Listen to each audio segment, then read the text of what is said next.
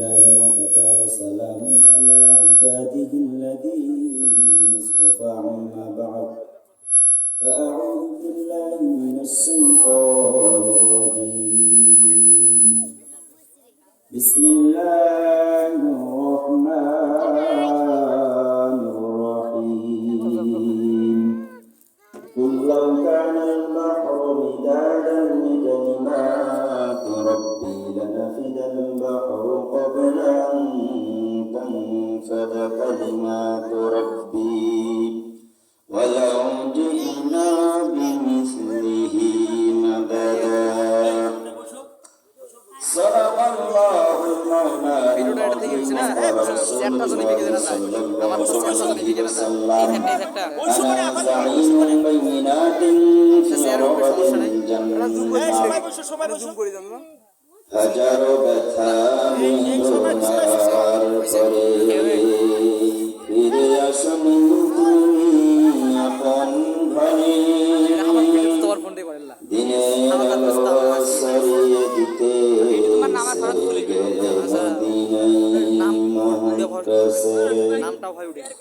হে রাসূল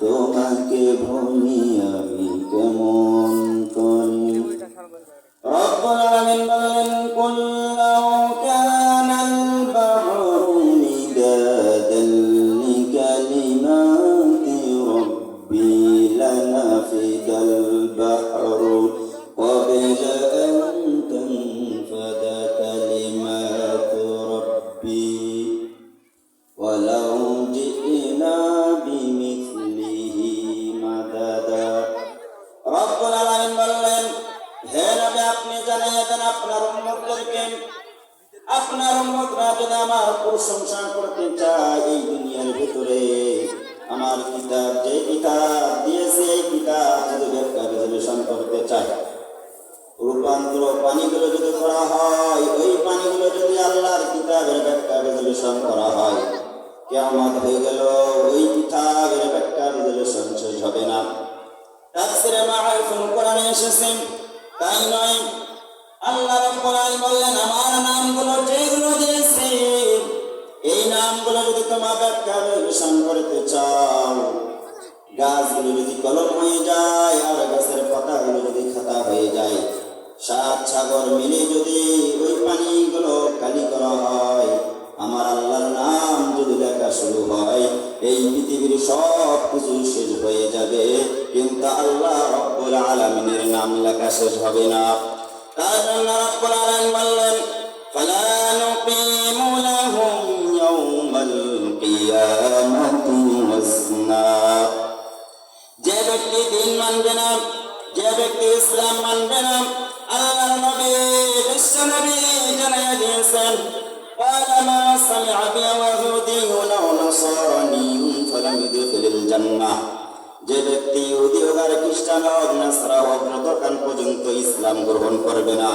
যতক্ষণ পর্যন্ত কালেমা যে ব্যক্তি গ্রহণ করবে না রব্বুল আলামিন বললেন ওই ব্যক্তি কোনো সময় জান্নাতে যেতে পারবে না তার জন্য যদি মুসলমান হতে হয় মুসলমান এক নম্বর হলো নামাজ এই নামাজ যদি শিরক আদায় করা হয় আল্লাহ রাব্বুল আলামিন বললেন ইয়া আইয়ুহাল্লাযীনা আমানু ইসতাঈনু বিস-সাবরি ওয়াস-সালাহ হে ঈমানদারগণ তোমরা একমাত্র নামাজের মাধ্যমে আমার কাছে চাও আমার কাছে প্রার্থনা করো আল্লাহ রাব্বুল আলামিন দিয়ে দেব তার জন্য বান্দাদেরকে বললেন হে বান্দারা তোমরা কোন সময় নৈরাশ হয়ে যাও না ইন্না রাব্বি সামিউদ দুআ যখন বান্দা দোয়া করে আল্লাহ রাব্বুল আলামিন বলেন আমি নিষ্কামে শুনি তাই না আল্লাহ রাব্বুল আলামিন বলেন বান্দা যখন আমার ইবাদত বন্দেগী করেন যখন বান্দা ক্ষতিগ্রস্তের মধ্যে হয়ে যায় বান্দা যখন আর কোনো দিকে পথ থাকে না আল্লাহ রাব্বুল আলামিন কোরআনুল কারীমের মধ্যে জানিয়ে দিলেন মুমিনাল লাইলি ফাতাহাজ্জাদ বিহি নাফিলাতাল লাক আসা ইয়াবআসাকা রাব্বুকা মাকামান মাহমুদা যখন ফজরের আযান আগ পর্যন্ত সে রাত্রি যখন হয়ে যায় আল্লাহর নবীকে জানিয়ে দিলেন হে নবী আপনি বলে দেন এই শেষ রাতের অংশটুকু আল্লাহ আপনার ইবাদত বন্দেগী করেন আমার ইবাদতের মাধ্যমে তুমি চাও আমার কাছ থেকে আল্লাহ রাব্বুল আলামিন বললেন আপনার উম্মতদেরকে জানায় দেন, দেখুন শেষ রাতের অংশটুকু হয়ে যায়, তাহাজ্জুদের নামাজ রক্ত যখন হয়ে যায়, বান্দা যখন চোখের পানি ছেড়ে দিয়ে কান্না করে, যখন বলে আল্লাহ আমি গুনাহ করেছি, আমার ওখানে কেউ জানে না, এই পৃথিবীর মধ্যে মাত্র আপনি ছাড়া তো আমার আর কোনো কেউ নাই, আল্লাহ আপনি আমাকে মাফ করেন। আল্লাহ কয় বান্দা যখন আমাকে এইভাবে ডাকতে থাকে, আমার রহমত গুলো যেগুলো নিয়ে আসে আমি বান্দাকে দিয়ে দেই, আর যেগুলো বান্দা আল্লাহ রাব্বুল আলামিনের রহমত গুলো নিতে পারে না, আল্লাহ রাব্বুল আলামিন বললেন ওই ব্যক্তির জন্য যেগুলো রহমত নিয়ে আসি, রহমত গুলো অনেক দেখবেন সমুদ্রের মধ্যে খনি পাওয়া যায়, তেলের খনি পাওয়া যায়, অনেক খনি পাওয়া যায়, এগুলো আল্লাহর রহমতের বরকতের দ্বারা হয়ে যায়। তাই জন্য আল্লাহ রাব্বুল আলামিন বললেন যে ব্যক্তি তাহাজ্জুদকারী হবে, চারটা জিনিস সে পেয়ে যাবে। এক নম্বর হলো ওই ব্যক্তি কোনো সময় গুনার সাথে লিপ্ত হতে পারে না। দুই নম্বর হলো ওই ব্যক্তি কোনো চুরি ডাকাতি করতে পারে না। তিন নম্বর হলো ওই ব্যক্তি যে জায়গায় যাবে ওই জায়গার মধ্যে আল্লাহ রহমত দিয়ে ভরপুর হয়ে যাবে। চার নম্বরটা হলো ওই ব্যক্তি যখন ইন্তেকাল করবে, আল্লাহ রাব্বুল আলামিন বললেন ওই ব্যক্তি খালি জায়গা পরিবর্তন করবে, সঙ্গে সঙ্গে যখন মাটি দেওয়া হবে ওই ব্যক্তিকে আল্লাহ রাব্বুল আলামিন জান্নাতে দান করে দিবেন। তাই নাই আল্লাহ রাব্বুল আলামিন কোরআনের মধ্যে বলেন ইন্নাল্লাযীনা আমানু ওয়া আমিলুস সালিহাতি কানাত লাহুম জান্নাতুল ফিরদাউসি নুজুলা। ওই ইমানদার ব্যক্তি যখন মৃত্যুবরণ করল, যখন কবর দেওয়া হলো, ওই ব্যক্তিকে আল্লাহ রাব্বুল আলামিন একটা জান্নাতের দরজা খুলে দিবেন আর বলবেন বান্দারে তোমার যে জান্নাতটা মন চাই ওই জান্নাতের দরজা দিয়ে তুমি জান্নাতে যাও। তাহাজ্জুদের যাইনা মাঝে মরণ দিও প্রভু আমায়, ইকামতের দিনের কাছে কবুল করে নিও আমায়। তাহাজ্জুদের যাইনা মাঝে মরণ দিও প্রভু আমায়, ইকামতের দিনের কাছে কবুল করে নিও আমায়। রব্বুল আলামিন তোমরা সব সময় দোয়া করো তাহাজ্জুদের নামাজ অবস্থায় যেন মৃত্যু হয়, তাহাজ্জুদের নামাজ অবস্থায় যেন মৃত্যু হয়। কেন রব্বুল আলামিন বললেন ওই তাহাজ্জুদের নামাজের এত আল্লাহ রব্বুল আলামিন গুরুত্বপূর্ণ দিয়েছেন। যে ব্যক্তি আল্লাহ তাআলার ওলি হতে চায়, যে ব্যক্তি আল্লাহ তাআলার কাছের বান্দা হতে চায়, ওই ব্যক্তিকে একমাত্র তাহাজ্জুদের নামাজ ছাড়া কোনো সময়ের জন্য ওলি হতে পারবে না।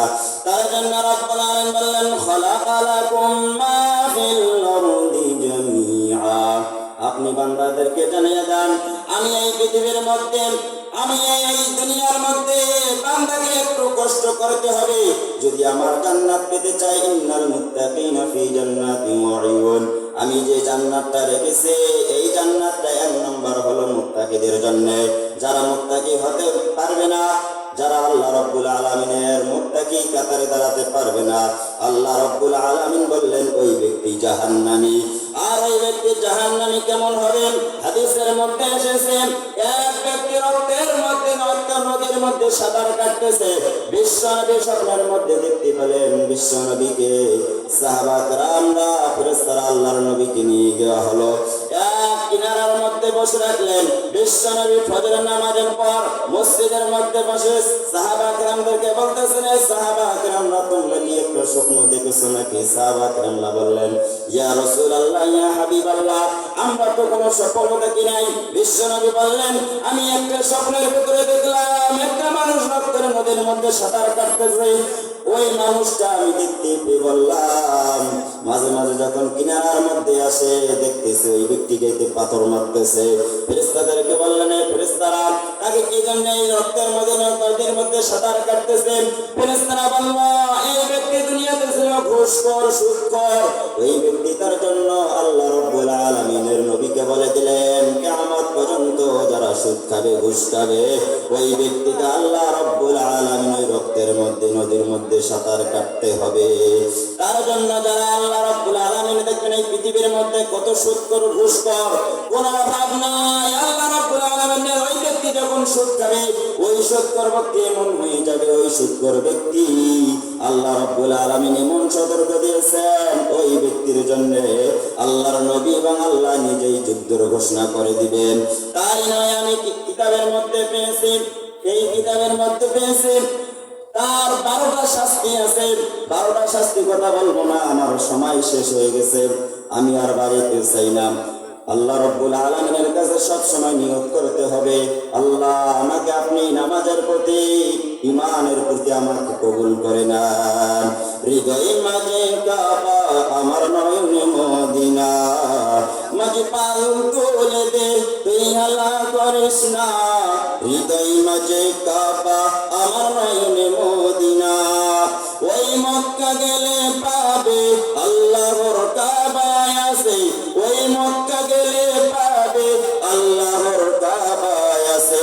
ওই পাথর চুমা খাইলে গুনাহ সব মাফ হইবে।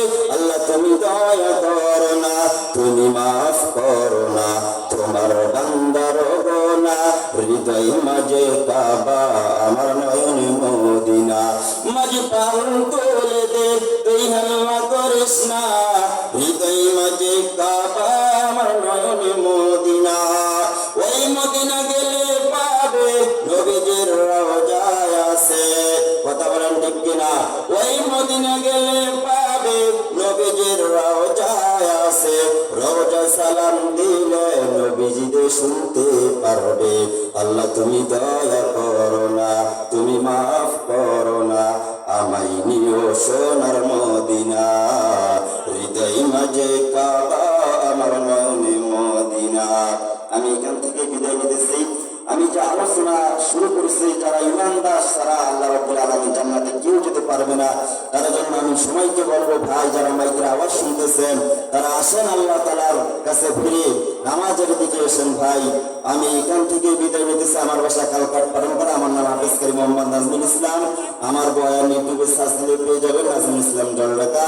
আমি সবার কাছ থেকে দোয়া চাই। আসসালামু আলাইকুম ওয়া রাহমাতুল্লাহি ওয়া বারাকাতুহু।